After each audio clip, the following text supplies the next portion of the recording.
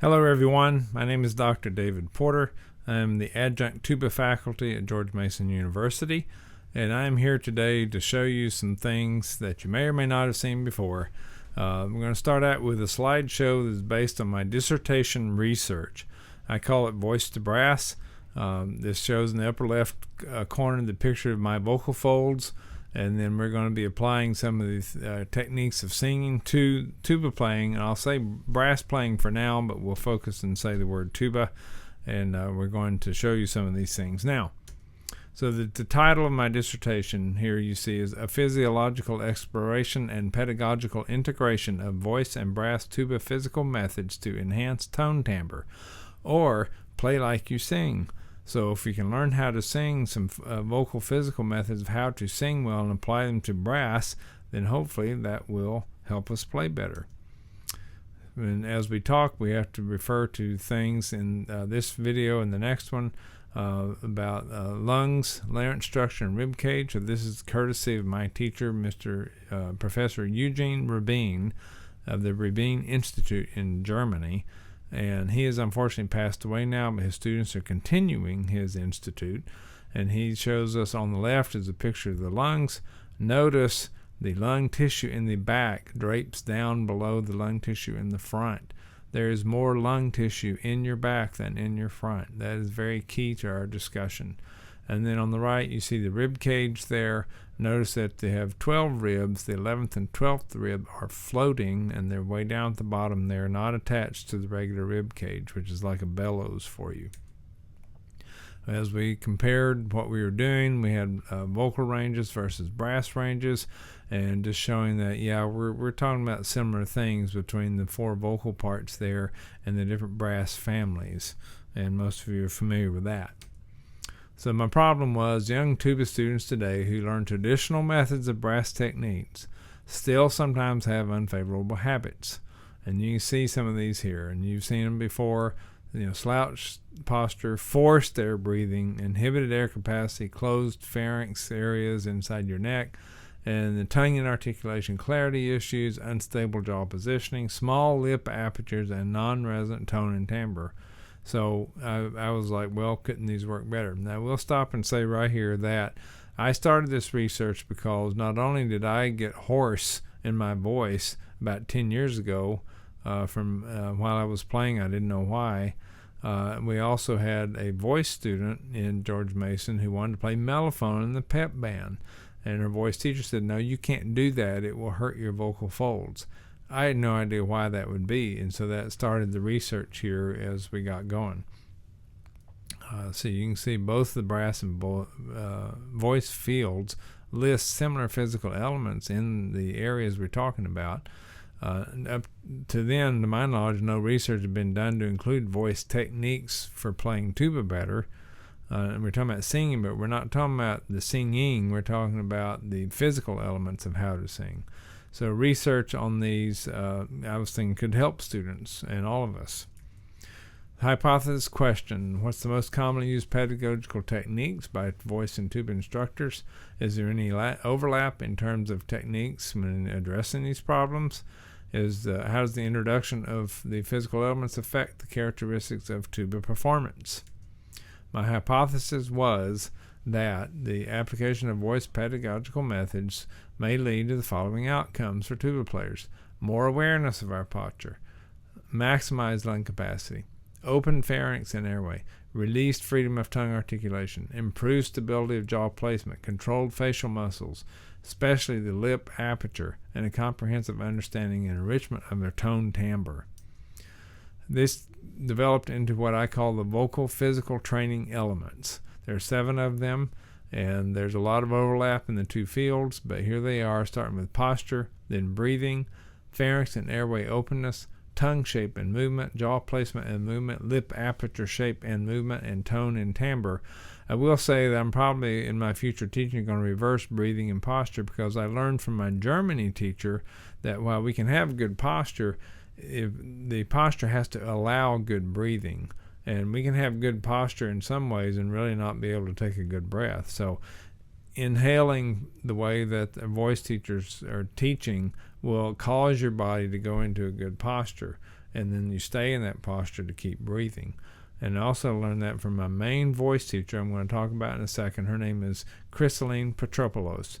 And if you go to her website is vocalmastery.com, learn all about her. She lives in Potomac, Maryland, and she helped me to be able to learn some techniques that help my voice not be hoarse anymore, because the doctors didn't find anything wrong. And then we were able to continue and improve my tuba sound enrichment and my length of being able to play phrases. So here compares the two main pedagogical sources I found. Of course, for the brass, the Song and Wind by Brian Friedrichsen. That's all about Arnold Jacobs' methods. And notice in the top here we have the VPTE category. On the right is their description. So for posture, for the brass area, it's stand while seated. And these are all Arnold Jacobs sayings. The breathing was breathe to expand, breathe naturally. The openness is all talking about airflow. The tongue is a vowel shaping tool, but no specific placement all the time. There are some other sources that do talk about that, but it's not as distinct as the vocal methods. Jaw placement down and slightly forward a little bit. And then lip aperture shape movement was an embouchure O shape, wide elliptical aperture. The opening between the lips is what the aperture is. And tone and timbre production is a song in the mind equals song on the instrument, and we refer to good sound in the brass world as world-class sound, and everybody knows what that means when we say it. In the vocal world, we use Chrysaline Petropoulos' book called 10 Technical Commands to Vocal Mastery, which you can buy if you would like to. She has 10 commands in it that are guaranteed to help your singing, and they also help my tuba playing and brass playing. The posture is sit tall and straight. That's kind of the same. And then for breathing, we have the expand to breathe and breathe unnaturally. So we're going to take a full breath, but it's going to be expanding in 6 areas that we'll talk about later on in our next video part. But expand to breathe rather than breathe to expand. And vocalists will hold their ribs out when they're exhaling and sing. Brass players typically don't do that, but I've learned that if I can make myself do that some, I last longer and have a richer sound. Pharynx and airway openness, pardon me speaking that, just open in general. Then tongue shaping movement is a vowel shaping tool for vocalists, and we place it down, flat, and forward is what it is for vocalists. Jaw placement and movement is the jaw down and back. That's different. And in trying that, it really helped me. I used to have TMJ a little bit, and that's gone away by trying to just make my jaw go down and back some and change my lead pipe angle so it's at 90-degree angle to the vertical plane of the overbite or underbite. Take your pick, doesn't matter. But you get that angle going and make your jaw go down, it's great. Then lip aperture shape and movement, no specific lip command. They use them for consonants. For the brass players, of course, the lip aperture is all about our buzz, and it has to do everything, create the sound and the shape of the sound and how we're formulating the sounds. Tone timbre, no specific command. They use a term called chiaroscuro. It's an Italian term meaning light and dark at the same time. And if you say world class and chiaroscuro in the same sentence, it usually means the same thing, even though we're using the different terms.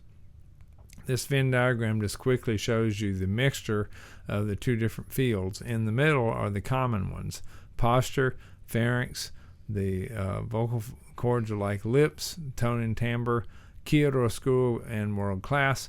And then the parts I just talked about being different on the left and the right under voice and tuba there.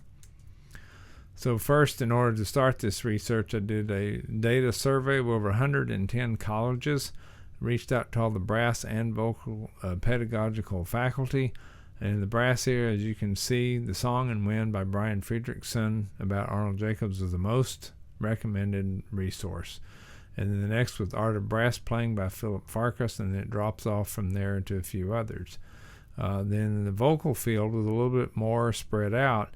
The top source was Your Voice, an Inside View by Scott McCoy. He's at Ohio State University. And then under that was The Structure of Singing by Richard Miller. And then there are numerous others. I had 9 there listed, but there were just so many vocal sources listed. There wasn't really one exact source that was the most used. So that was kind of interesting, but still a lot of the methods are similar. So we had to do some experiment to see if anything that I was thinking could be applied. So I had to apply for that, and we had approval to use 4 subjects ages 12 through 20, 2 female and 2 male in a 10-week project. And then we did 4 weeks on brass methods and 4 weeks on voice methods, and measured them to see what we were going to do. So it ended up, we measured this by having shadow pictures for posture, using 3 different devices for breathing. I'll show you those in a second. Pharynx and airway openness and tongue shape and movement. We did laryngoscope videos, and we'll show you an example of that. Jaw placement movement and lip aperture shape movement. We did clear mouthpiece videos. Tone and timbre. We did spectral analysis by an app on my cell phone, decibel meter, and a sound recordings panel. Breathing measurement devices. You've seen these before. Volumetric, exerciser, Inspiron spirometer, and a breath builder. They were great for measuring what we needed to do. Fiber optic laryngoscope. Here we show this has a little light attached to a cable. You put it up through your nose, and it goes over and down and hovers above your vocal folds, and then you can see everything that's going on there. For the sound recording, on the left is an example of the screen from the spectral analyzer. I wound up using the lower one the most because it shows the different frequencies in the harmonics of your sound and how rich or big they are. And then the decibel meter, of course, is all about volume, at least for what I was using it for, and that was very helpful. The results for the research were the posture was improved balance and head alignment and body frame. For breathing was the optimum use of lung capacity and quieter breathing. That was the key into getting air into your back tissue. The pharynx and airway openness, relaxation and easier airflow inside the pharyngeal area. Tongue shape and movement was more efficient and steadier, quicker articulation.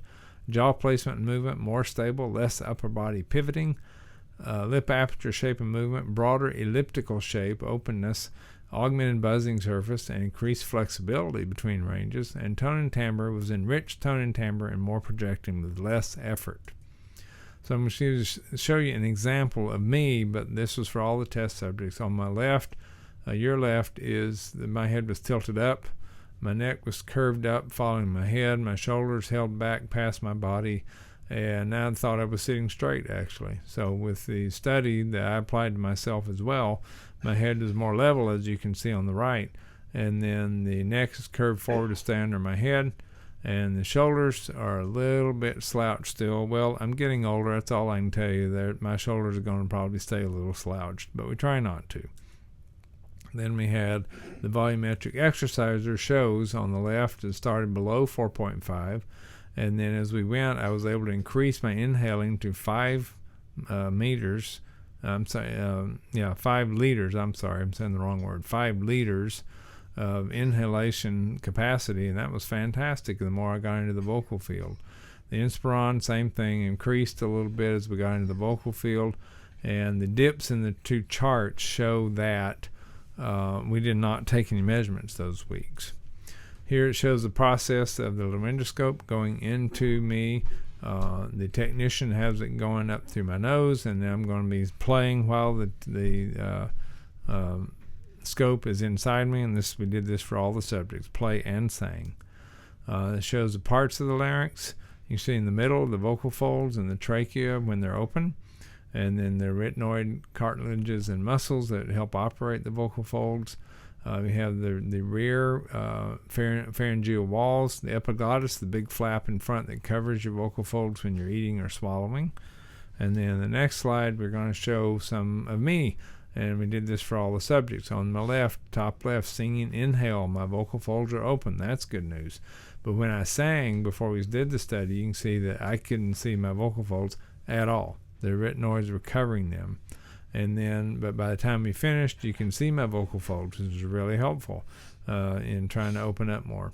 Then the playing inhale, On the bottom left there, openness, just like inhaling for singing, that was good. But when I played, and I'm already a professional player, yet my throat was closed. My epiglottis was closing over my vocal folds. That's amazing. And so by the time we got done, I was able to open up more, and that allowed my sound to be more instant and bigger. Here it just shows how we measured the tongue. Same scope. Of course, we cleaned it off and made sure it was sterile. But put it in the side of my mouth, and then you can see what my tongue's doing. Here in the top left, tongue shape and movement, you can see that my tongue, right beside my gold cap there, is arched up in the back. The tip of my tongue is back from the bottom teeth, and so it's intruding in the airflow. Bottom right shows that by the end of the study, I was able to make my tongue be more down flat and forward, the tip of my tongue against the bottom teeth, which is what we want for the maximum and ideal way to play, and for tongue and articulation quickness too. Then in jaw placement, lip aperture shape, here's the clear mouthpiece. See on the left, it's not too bad, but jaw is forward just slightly. On the bottom right, my jaw is back a little bit. Notice my lip aperture is farther apart in the middle of the mouthpiece, just a little bit. Doesn't take much to make a big difference in these measurements like that. For tone timbre, I did an experiment with a high chest breath, a real noisy high chest breath, and you can see the top left spectral analyzer showing how that came out for the harmonic frequency for richness. And then the bottom left did a vocal back breath, and you can see how it's different. It's much richer, and the harmonics carry out further across the screen. Top right, the decibel meter shows some improvement there as we went through the study from brass to voice. And then Gene Picorni, my teacher, Gene Picorni, allowed me to show this spectral analysis of his sound. And you can tell, he's a world-class player, and he's got the sound to prove it. And you can see the richness of his harmonics just go all the way across the screen there. So that was really something. Conclusion: breathe, sing, buzz, and play. Does this create a lasting technique for expressing music like a vocalist? My answer was yes, but the singing with traditional brass methods can sometimes damage your voice. I even have pictures that I'm not showing you here of professional horn, trumpet, and trombone glottises and vocal folds, showing how closed up they are, and yet they have a professional sound. So if they were to sing like that, it would hurt your voice vocal folds. So we try to open that up and apply it to brass playing. It actually helps. So we want to integrate the VPTE, use singing methods for tuba playing. Future implications, door of conversation for us all. I would like to present these results as I am now into clinics and lectures, and maybe write a book someday. So I hope this has helped you some, and we're going to put some of the notions that I talked about in breathing with Ms. Petropoulos into the next part of our video. And thanks for your time, and we look forward to meeting you at a conference someday. I am not trying to discount traditional brass methods. In all my traditional brass training at Tennessee Tech University with Professor Winston Morris, the University of New Mexico with Dr. Carl Hinterbickler, other teachers such as Dr. Milt Stevens, Mr. David Federle, and Mr. Gene Picorni, I have arrived at one major point. No matter how we think of inhale and exhale, my point that helped me the most is inhale quietly and exhale slowly by holding my ribs out. My experience with Mr. Federle and his teaching me the Arnold Jacobs methods was very similar to vocal breathing movement to me. And with my combination of what I learned from all of my brass and vocal teachers, I feel that the quiet inhale and slow exhale has helped me the best. Hello everyone. So we're going to continue now, follow up from the slideshow we just did. And the entire slideshow that I showed you about my dissertation research can be summed up into one aspect that I learned from my vocal teacher, Mrs. Chrysaline Petropoulos, who, if you go and look at her website, vocalmastery.com, you'll find out all about her. She lives in Potomac, Maryland. And she taught me about some inhalation areas that have really helped me to be able to expand better, breathe quietly into my back, and help expand that area. So I'm going to show you these first, and then we're going to apply those to a warm-up. So first of all, if you take your hands and put them right at the bottom of your ribs here, and then take a breath and order your air to go to that spot right at the bottom of your ribs in front. So let's do that twice. Inhale and exhale. Inhale and exhale. And you should feel movement right there. That's area number 1. Area number 2, on the sides of your ribs. Find your lowest rib. It's your 10th rib. Remember that the 11th and 12th ribs are floating ribs. They're not attached to the rib cage that goes up to your sternum. So find your 10th rib here, and we're going to order our air to go there. So inhale two times there. Ready? And inhale and exhale. And inhale and exhale. Remember to be using the O syllable for tuba playing. For inhaling, for the most part, your tongue should be down, flat, and forward, and not raised up and swishing around or anything like that. So that's area number 2. Area number 3, which is fun to show little kids, up under your armpit. So you have chicken wings, and we're going to order our air to go there. So let's inhale twice there. And inhale and exhale. Inhale again and exhale, and you should feel movement in your rib cage, which is your bellows for your breathing. Then the 4th area is going to be our lower back. Now you can't see my back very well, but I'm putting my hands together in my back like this so that the middle fingers touch. And when I inhale, I want to try to see if my ribs will push my hands apart a little bit and then come back together. And we're going to order our air to go into our lower back. And remember, you can only do this if you're breathing quietly. If you try to breathe noisily or up in your high chest, it's not going to work. So you have to breathe quietly. So let's try that twice in our lower back. Ready? You can bend over a little bit if it helps you to feel it better. Ready? And inhale and exhale. And inhale and exhale. And hopefully you felt a little bit of movement there. The 5th area is your upper back. Now I have trouble reaching my upper back in any form and shape, and some of us do, some of us don't. So I put my knuckles together in my back like this, and so you'd see them in that. And then I can show little kids, they have little angel wings. I can move my fingers like that, little angel wings, because all of our little kids are angels. And so when we breathe in our upper back, between the shoulder blades, we're going to try to have the knuckles be pushed apart by a rib cage and back together like that. So let's try that. Reach up, touch them together, and now try to inhale twice there. Ready? And inhale and exhale. And inhale again and exhale. Good. And hopefully by then you felt some movement there, and now we've got 5 areas covered. There's a 6th area, which actually, when Ms. Petropoulos teaches it, is much sooner in the process, but I save it for last because it's the area that we all mostly use, and that is our upper chest. So if you put your hand right under your collarbone's right here, right near where the first rib is. Put it right there, and we're going to inhale in that area and exhale. So try that, and inhale and exhale.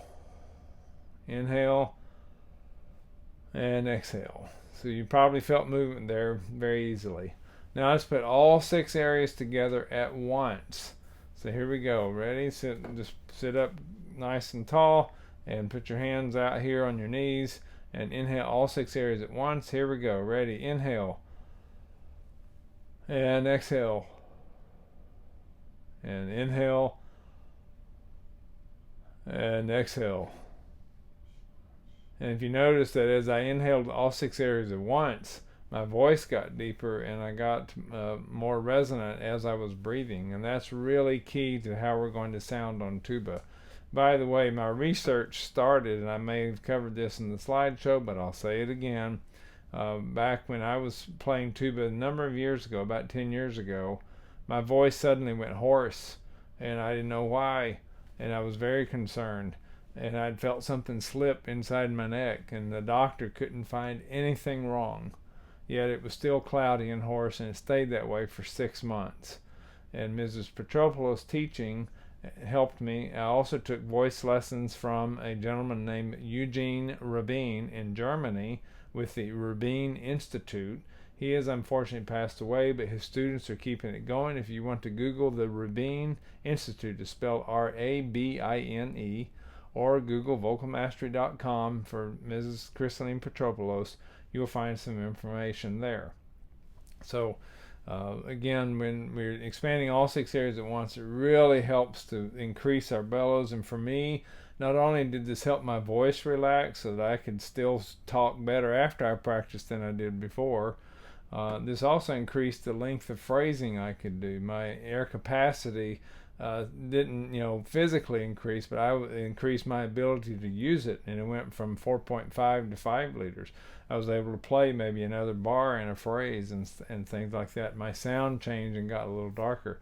So now we're going to put this into practice, and if you'll pick up your instruments with me, you can play along. I call this the Dr. Porter Warmup, and this warm-up started many years ago when I was in my master's degree program at the University of New Mexico, and I realized that I did not know my scales very well, and I wanted to do some sort of a warm-up and routine exercise, but really didn't have any idea what would be best for me. There were a number of methods, as there are now, that you can try and spend hours and hours doing warm-ups and routines. But I wanted something that would help me get warmed up and would help me, in case it's the only practice that I do for the day, and would help work on my weakest areas. So that's how we're going to start with that in mind. So we start with, I'm going to pick up my tuba here, and for those of you that want to know, this tuba is the Parentucci PT4 made by B&S, and for you mouthpiece aficionados, the mouthpiece I'm using is the Michael Parker Titan mouthpiece. And real quickly, when you saw me playing at the beginning of this video, that was on my F Mirrophone Electra tuba, and the mouthpiece was the Michael Parker Cantabile mouthpiece. So we're going to start with the C scale in whole notes, 4 counts per note, focusing only on the inhaling like we talked about, and focusing on our tongue placement, and focus on exhaling slowly. When we exhale slowly, that means don't exhale by contracting like that, but rather exhale and keep your ribs out. When you see singers sing, you don't see singers going like that. No, they hold the ribs out and they sing. When they are singing full volume, a candle cannot be blown out if they're holding it in front of them. That's how their air moves. And so we're going to aim for that, even though our air moves a little faster, because our lips are about 10 times or more bigger than the vocal folds. Vocal folds are not very big. In the men, they're about the size of a nickel or a quarter, and for ladies, about the size of a dime. They're really not very big. So it doesn't take a lot of air to make the vocal folds work, and therefore most of what you hear is resonance inside the neck and the head area. Okay, so we're going to start with whole notes on C major scale. I normally do this 3 and 4 octaves for every exercise I'm going to show you. For the timing's sake, we're just going to do it 2 octaves. Start on low C. So here we go. 1, 2, ready.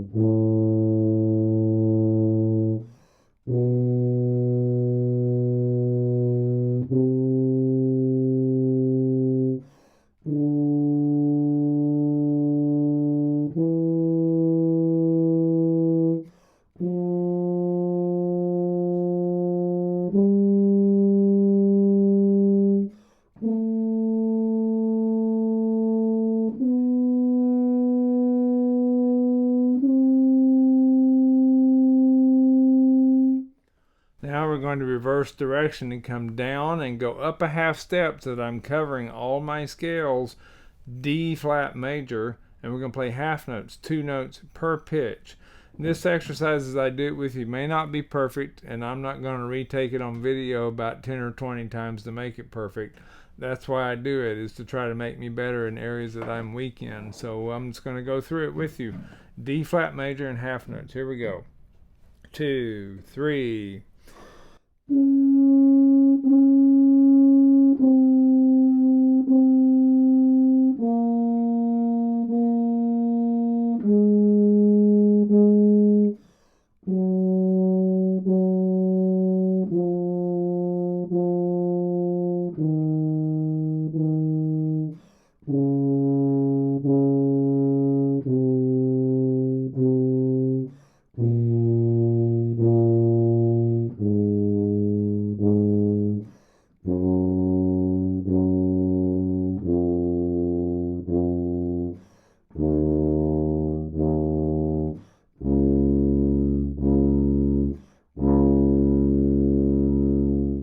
Play a long note at the end of each exercise so you can remind yourself how to get back to the wonderful sound that you had in the whole note. So it's a long tone exercise too.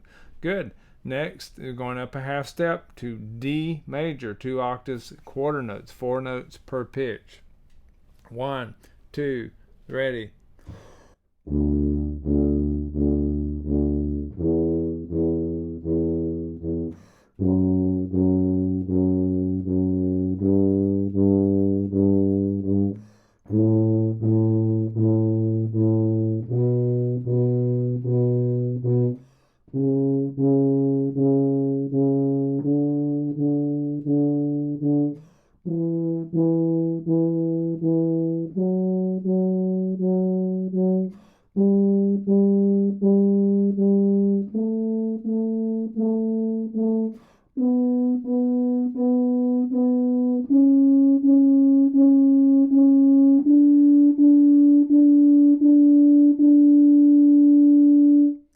Notice we're going slow because we're focusing on sound, keeping our timbre the same as it was for the whole notes for everything that we do while we insert articulation.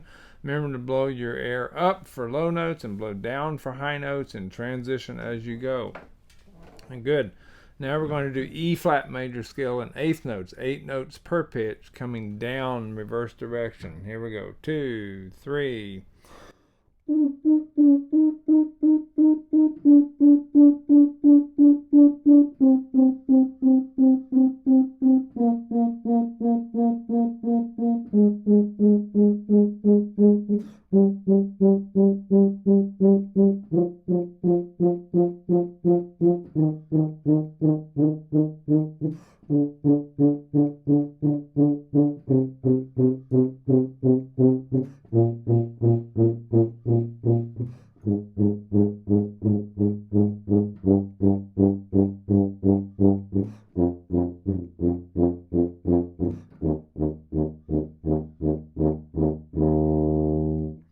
You'll notice every now and then you can hear my breath, and as much practice as I have had at trying to breathe quietly, it's still hard for me because I did not grow up that way and I work on it all the time.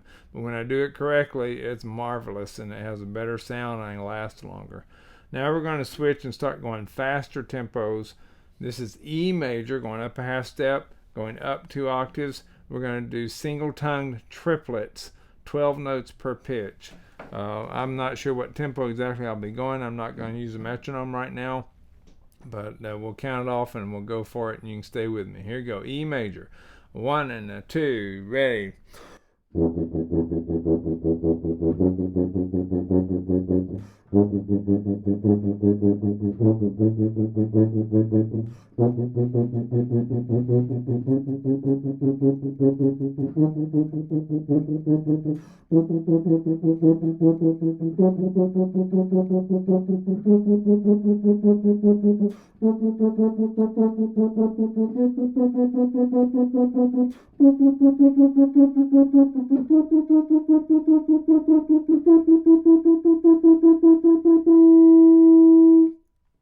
Good. Go up a half step to F major, reverse direction. We're coming down now, and it's going to be single tone 16ths with 16 notes per pitch.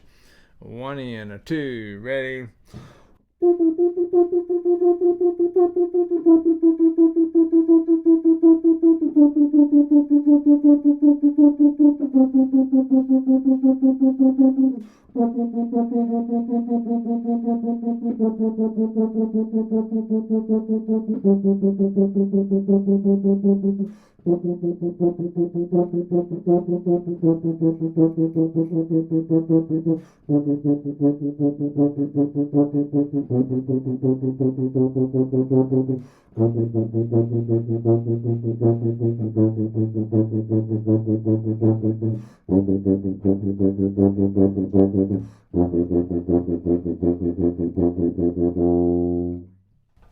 Good. Notice I want you to breathe whenever you need to. I will be doing the same, which means every now and then a note will get left out. That's okay. We're going to go up a half step to G flat major now, going up 2 octaves, triple tonguing, 12 notes per pitch, as fast as you can go. Here we go. 1 and a 2, ready.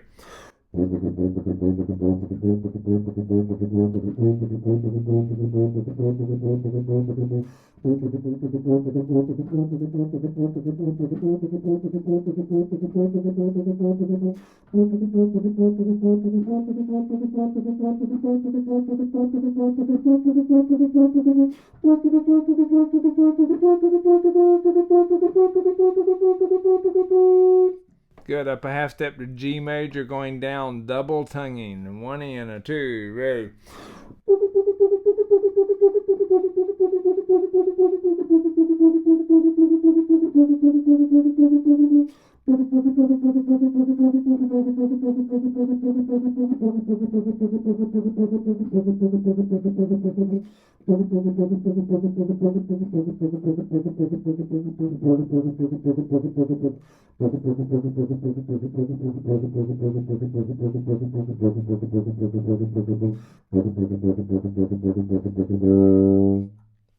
I forgot to mention, if you're on euphonium, I should have told you at the beginning, don't start on regular low C. You would need to start on your pedal C, which for compensating instruments would be 1, 3, and 4. And then if you have a non-compensating euphonium, you can use 1 and 2 and make it as a false tone. But you're going to need the room to create the range there unless you're a really screech high player. Okay, good. So we finished on G major. Now we're going to A flat major, octave slurs, going up in A flat major. 1 and 2, ready.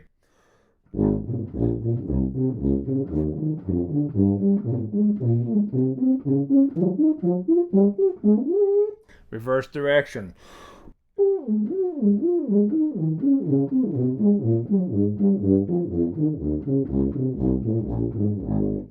Told you they wouldn't be perfect, but that's why I do them. Now we're going to do the same scale, A flat major, and playing the lowest note of each scale going up, and always go to the high A flat. It's a direction that we don't often encounter in music, but when we do, it's really difficult, so why not practice it, right? Here we go. 1 and 2, ready.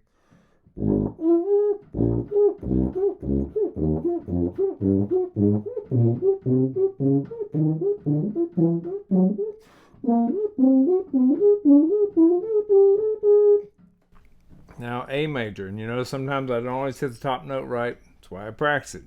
A major, tongued octaves instead of slurred octaves. Same thing. A major, 2, ready.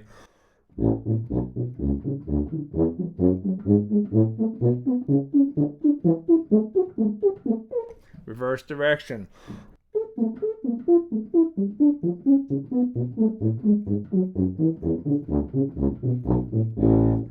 Same exercise as the slurred octaves. Lowest note going up, always hit the top note.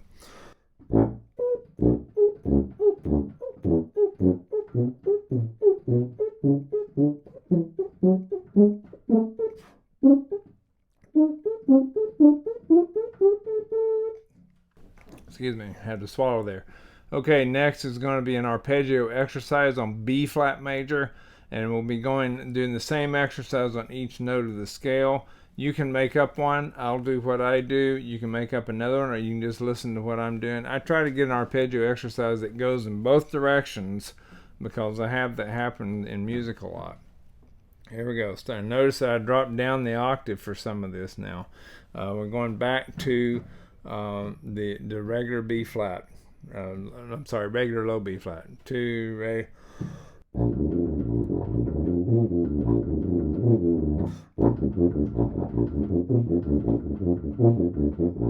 Those we're going to slur it and then tongue it. Next on the C minor.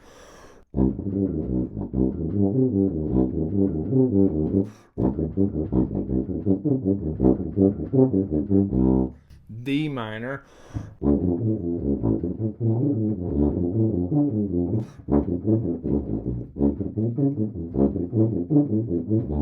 E flat major.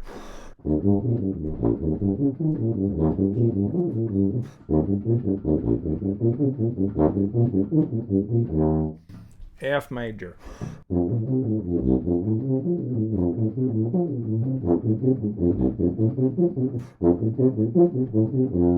G minor.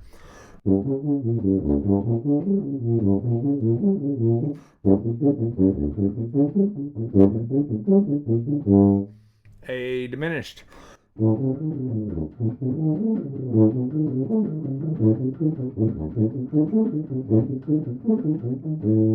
And B flat major.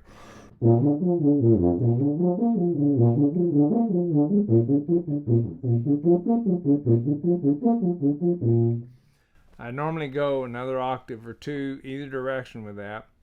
For timing, we're going to stop on that spot, and now we're going to lastly go up one more half step, B natural. I'm going to do several forms of scales there, and then I change this up every day and start on a different note for whole notes every day, which makes me go through different scales and ends up on a different scale at the very end. So then eventually, over the period of 12 days, I've covered all of the forms of the major, all forms of the minor, and also covered all the church modes to all 12 scales. So here is B major now. We're going to go just 2 octaves for timing here. Slurred, then tonguing, every scale. And I got that from my teacher, Gene Percorny, who said, if you have a technical passage to play and it's not going so well, slur it first to see what your air is doing. And he learned that from his teacher, Roger Bobo. And then once you get your air going the way you need it to, use the same air and tongue it, and it comes out a lot easier. So practice slurring and tonguing. So here's B major. We're just going to do 2 octaves for right now. And here we go. 1, 2,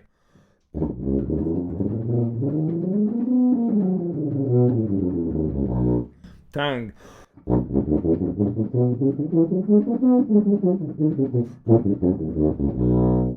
B minor.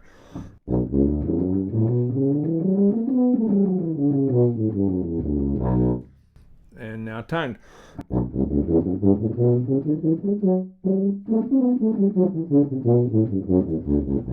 Sorry about that. I hit a harmonic minor in the middle of that one. We're going on to harmonic minor, B harmonic minor.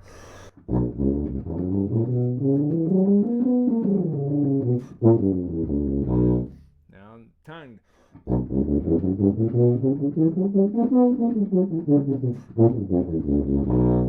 Now we're going to B melodic minor.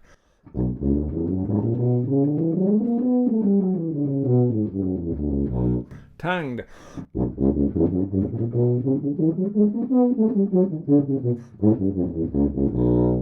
Now we're going to go to B Locrian, which be B to B in the key of C.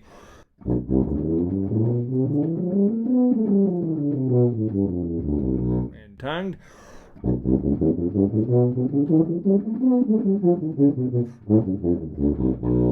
Good. B Dorian, B to B in the key of A major.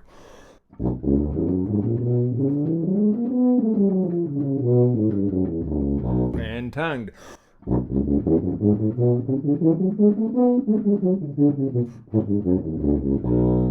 Every now and then you're going to hear me hit a wrong note. I'm just telling you, that's why I practice and get it clear in my head as much as I can as I go, and it really helps in the music too. So next is going to be the B Phrygian, B Phrygian, B to B in the key of G. There we go.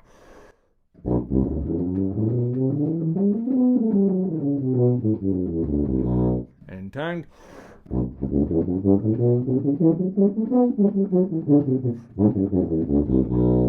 Good. Next is going to be B Lydian, B to B in the key of F sharp. Here we go. Ready?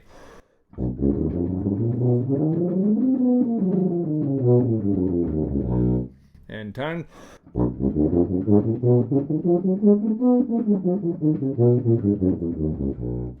Good. Next is going to be B to B Mixolydian, which is B to B in the key of E major.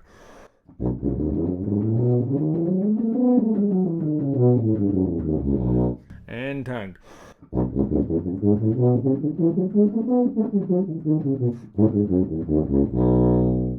I'm just going to demonstrate one time how I would do this if I were doing several octaves. I'll do it on C, and I breathe whenever I need to on the octaves. But I'm going to do C major and play it several octaves to show you what I would normally do if I got to that. So here's C major.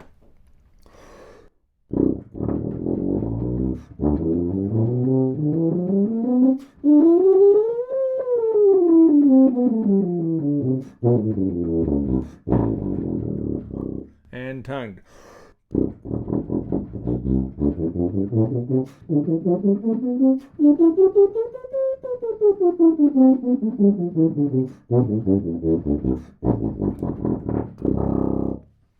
All right, I hope you've enjoyed this exercise. Get something out of the warm-up, and I sure have enjoyed spending time with you today, and hope that you can we can meet later on at a conference somewhat. Feel free to ask me questions. Write to me at wdavep@aol.com, and I'll be happy to commute and talk with you. Thanks so much. Have a great day.